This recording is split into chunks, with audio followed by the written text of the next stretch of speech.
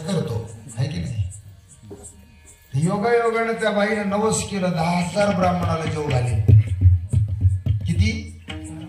10,000.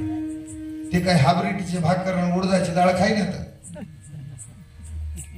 सवळ्यात स्वयंपाक पाहिजे, कितीतरी तूप जेवणाला पाहिजे नाही का. आणि विशेष महत्वाचं म्हणजे 1-2 नाही, 10,000. योगायोगानं नवस फळाला आलं, मुलगा जन्माला आला.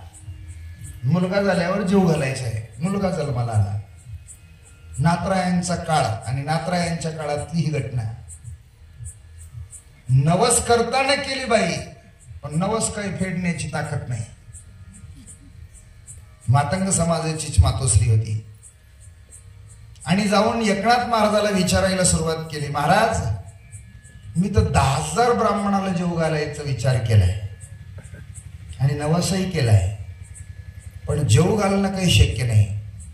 यातून काही मधलं मार्ग आहे की नाही. महाराजांनी सांगितलं काही हरकत नाही. मला एकट्याला जेव घातलं तरी 10,000 ब्राह्मण होतात म्हणले तुला जेव घातल्यासारखी. हरिपंडित हे काशीला विद्या शिकून आलेले होते.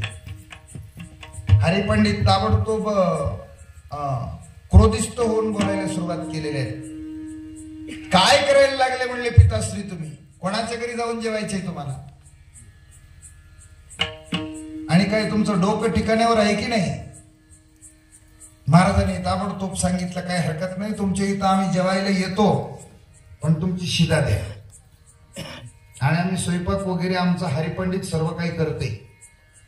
आणि आम्ही ज्या वेळेस डोळे लावून ब्रह्म्याला आचमन करीत असतो त्यावेळेस मात्र माझ्या पत्रवाळीतलं जे काही पुरणाची पोळी आहे, पुरणाच्या पोळीचं जेवण होतं. आणि तेच नवस केलं होतं 10,000 ब्राह्मणाला जेव घालायचं, तुपापोळीचं जेवण. आम्ही ज्या वेळेस संकल्प करीत असतो देवाला, त्यावेळेस मात्र माझ्या पत्रवाळीतली पोळी काढायची.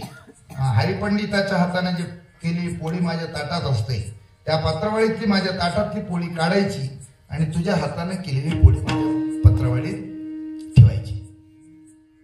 सांगितल्याप्रमाणे महाराज आचमन करण्यासाठी हातावर पाणी घेतलेले आहेत. आता फिरवायचे, डोळा असं लावले, लावण्याबरोबर जे काही महाराजांना सांगितलं होतं ते कार्य केलं. महाराजांच्या पत्रवाळीतलं त्या हरिपंडिताच्या हातची पोळी काढली आणि या मातोश्रीच्या हाताने केलेली पोळी ठेवली. महाराज जेवण झालं. पहिल्यांदा हरिपंडिताचं पत्रवाळी नेऊन टाकायला लावली महाराजांनी. ते एकच पत्रवाळी निघाली. पण महाराजाचे पत्रवाळे ज्या वेळेस उचलायला सुरुवात केली त्या मातोश्री, एका पत्रवाळी खाली एक पत्रवाळी, एका पत्रवाळी खाली एक पत्रवाळी, 10,000 पत्रवाळ्या भरल्या. ज्याला काय म्हणावं लागेल, ज्याला काय म्हणावं लागेल, भाव. जिथं भाव आहे तिथं देव आहे. आणि म्हणून महाराज सांगतात की कुळी कन्या पुत्र होती जे सात्विक. मग तिथं नामधारक हे कोण्या जातीचा आहे याचा विचार नाही, लक्षात ठेवा. पण ते नेमकं नामधारक असलं पाहिजे. नामधारक कोणाला म्हणतात हे प्रश्न आहे. नुसतंच माळी घातले ते नामधारक नाही, नुसतंच कानात नाम घेतले ते नामधारक नाही, नुसतंच टिकल्या लावणारे नामधारक नाही, नुसत्याच कपड्यामध्ये बदल करणे हे नामधारकाचं लक्षण नाही. 8ही प्रहरामध्ये ज्याच्याकडे नामाचं चिंतन आहे त्याला नामधारक म्हणतात. ते कोणीही संप्रदायाचं असो आणि ते तरता येत कुठल्याही प्रकारचा संशय नाही. 8ही प्रहरामध्ये ज्याच्याकडे नामाचं चिंतन असते त्याला नामधारक म्हणतात. त्या नामधारकाचा अधिकार देवाच्याही पुढचा आहे, देवाचे अधिकार खालचा आहे, पण देवाचे वरचा जर अधिकार कोणाचा असेल तर ते नामधारकाचा आहे. म्हणून महाराज सांगतात याविना अनेका असता पै साधन वाहत श्यान विठोबाचे, तरली तरती हा भरवसा नामधारकाचा ठसा. आम्ही नामाचे धारक, नेनो प्रकार अनिक, सर्व भावी एक विठ्ठलचे प्रमाण.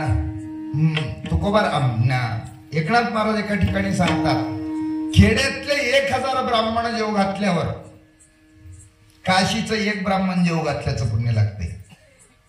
काशीचे 1,000 ब्राह्मण जेव घातल्यावर एका वेद पाठकाला जेव घातल्याचं पुण्य लागते. 1000 वेद पाठक जेव घातल्यावर एका पंडिताला जेव घातल्याचं पुण्य लागते. 1000 पंडित जेव घातल्यावर एका संन्याशाला जेव घातल्याचं पुण्य लागते. 1000 संन्याशी जेव घातल्यावर एका परमहंशी संन्याशाला जेव घातल्याचं पुण्य लागते. 1000 परमहंशी जेव घातल्यावर एका ब्रह्मव्यक्त्याला तृप्त केल्याचं पुण्य लागते. 1000 ब्रह्मव्यक्ती जेव घातल्यावर एकदा देवाला तृप्त केल्याचं पुण्य लागते. 80 व्यक्ती अपरंपार नये नामधारका बरोबर. म्हणून कुळी कन्या पुत्र होती जे सात्विक तयाचा हरी कवाटी देवा. आणखीन पुढे जाऊन त्या भक्ताला करायचं एक परमार्थाचा प्रकार सांगतात. सारखं ते गीता भागवताचं श्रवण करतात आणि भगवंताचं ध्यान करतात. अभंगाचं 3रं चरण आहे.